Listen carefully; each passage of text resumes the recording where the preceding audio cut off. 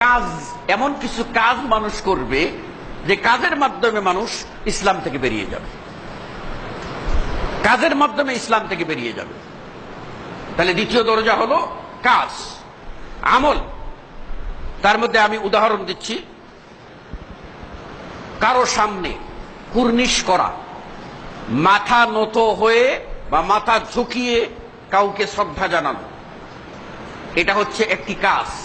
যখন বান্দা এই কাজ করবে তখন ওই বান্দা ঈমান থেকে বেরিয়ে যাবে। দলিল যদি দিতে চাই তাহলে লম্বা দলিল হবে। আল্লাহ নিজেই বলছেন ওয়া আন্নাল মাসাজিদা লিল্লাহি ফালা তাদউ মা আল্লাহি আহাদা, সিজদা সমূহ একমাত্র আল্লাহর, আল্লাহর সাথে কাউকে সিজদা করো না। এই যে বিশাল সূর্য দেখছো, এই সূর্যের সিজদা করো না। এই যে চাঁদ দেখছো, এই চাঁদকে সিজদা করো না।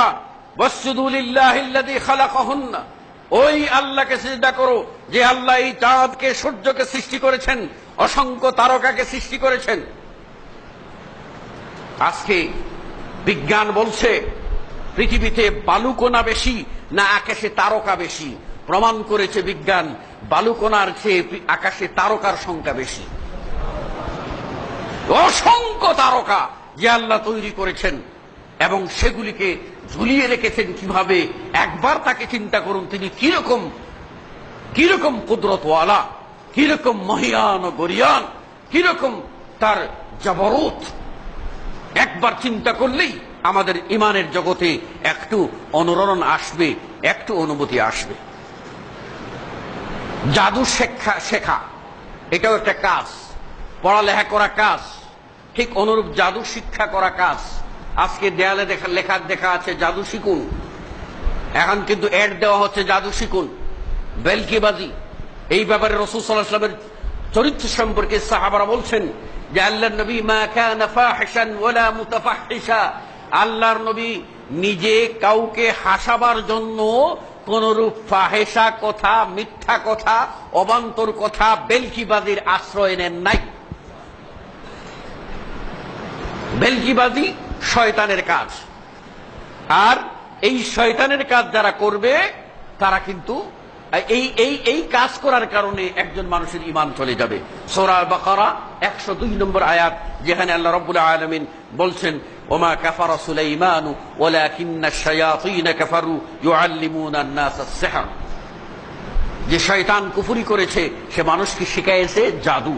কাজেই যে বা যারা জাদু শিখাবে আর যারা শিখবে তারা সবাই হলো ওই শয়তানের তালিম প্রাপ্ত, আর ওটা হলো কুফরি শিক্ষা।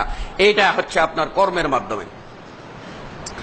ইসলাম ও ইসলামী আমল নিয়ে, ইসলাম ও ইসলামের কোন আমল নিয়ে ঠাট্টা বিদ্রুপ করা, এটাও হচ্ছে মানুষ কথার মাধ্যমে করে, তামাশার ছলে।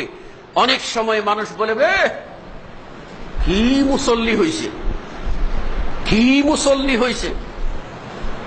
অনেক সময় বলে ফেলে যে কি সুফি সাহেব, মানে একজন এরকম কথাও বলে যে আল্লাহ রাব্বুল আলামিন একজনকে সুন্দর সুঠাম দেহি করেছেন, আরেকজনকে কুজু করেছেন, বাঁকা করেছেন।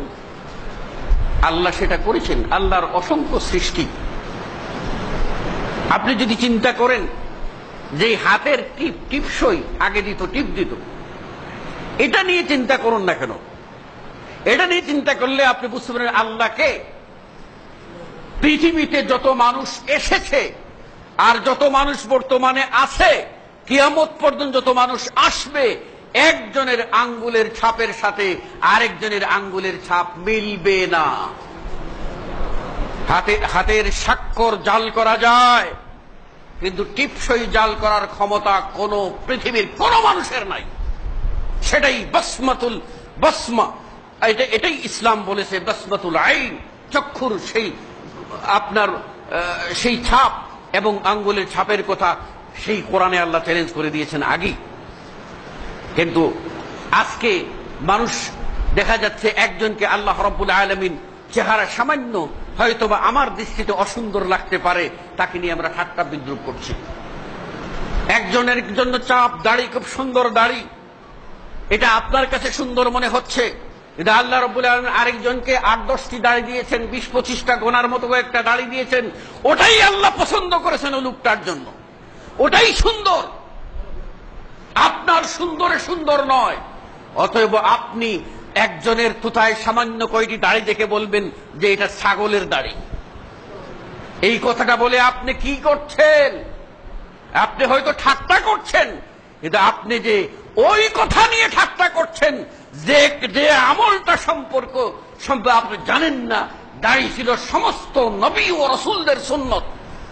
দাড়ি হলো পৌরুষত্বের আলামত, দাড়ি হলো পুরুষ বলে তার প্রমাণ। এবং একজন খ্রিস্টানের সামনে আল্লাহ নবী বলেছিলেন, কাযালিকা আমারানি রব্বি, তুমি যেমন এই গলায় ক্রস চিহ্ন ঝুলাবার জন্য তোমার দেবতা কর্তৃক আদিষ্ট হয়েছ, আমার রব আমাকে আদেশ করেছেন দাড়ি রাখতে। আর আপনি সেই দাড়িটা একজন দেখেছে, আর তার সামান্য কয়টা দাড়ি দেখে আপনি ছাগলের সাথে উদাহরণ দেবেন, এইরকম কথা, এগুলি হচ্ছে ঈমান বিধ্বংসী। আপনি সহিহ হাদিসের উপরে আমল করতে পারেন না, এটা আপনার ব্যর্থতা। যদি একজন সহিহ হাদিসের উপরে আমল করলে তাকে জেনে তেন ভাষায় গালি দেওয়ার অধিকার আপনার নাই। যদি আপনি গালি দেন, এই লোকটাকে গালি দেন নাই, দিয়েছেন রাসূলের হাদিসকে।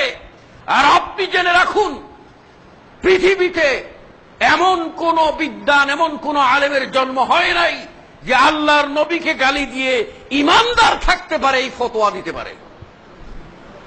সুতরাং আপনার ঠাট্টা কোন দিকে যাচ্ছে একটু লক্ষ্য করুন।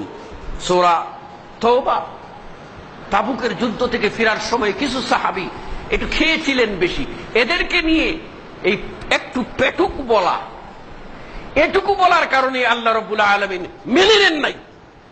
আল্লাহ রাব্বুল আলামিন আয়াত নাযিল করে বলেছেন, ওরা বলছিল আমরা একটু তামাশা করে বলছি, আসলে ওই রকম করে বলি নাই। আল্লাহ কি বলেছেন? কুল, হে নবী তুমি জানিয়ে দাও, ঘোষণা দিয়ে দাও, আবিল্লাহি ওয়া আয়াতিহি ওয়া রাসূলিহি কুনতুম তাস্তাহজিউন, তোমরা কি আল্লাহকে নিয়ে, আল্লাহর আয়াতকে নিয়ে, তার রাসূলকে নিয়ে ঠাট্টা বিদ্রুপ করছো, তামাশা করছো?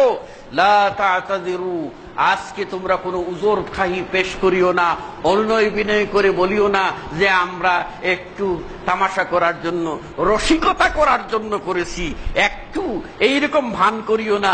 কাদ কাফারতুম বাদা ঈমানিকুম, তোমরা যে ঈমান এনেছিলে, ঈমানের পরে আবার তোমাদের এই মুখের, তোমাদের এই আমলের কারণে তোমরা কি হয়ে গেছো? এই কুফরিতে চলে গেছো। অনেক সময় আমরাও তো অনেক সময় বলে ফেলি তামাশা করে, যে আলেম ওলামাদের সম্বন্ধে জানি না, অনেক সময় না বুঝে বলে ফেলি যে এই মোল্লার পেট আল্লাহর তাগারি। গ্রাম্য কেউ কেউ ভাষায় বলে যে মোল্লার পেট আল্লাহর তাগারি, মানে মোল্লার পেটটা হলো আল্লাহর ডেক।